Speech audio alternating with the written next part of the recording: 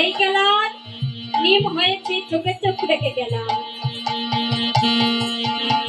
এবার প্রতিদিন কিন্তু বাবা সুবল কানারির সঙ্গে গেলা করত, আর সুবল সকা কানারির পক্ষে না গিয়ে বলরামের পক্ষে গিয়েছে।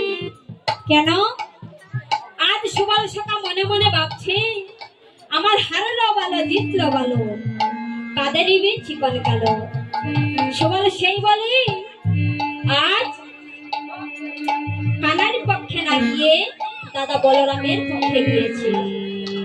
মনে মনে ভাবছি যদি কানাই হেরে যায় তাহলে আমি কানার খাদে ছড়ব, আর যদি কানাই জিতে যায় কানাই আমার খাদে ছড়বে। হরিবল। এভাবে হোক, কানার সঙ্গ ছাড়া হব না। হরিবল হরিবল। এই বলে আজ সুবল সকা আজ কি করলেন? সুবল বলছি আমার হারলে ভালো জিতিলে ভালো,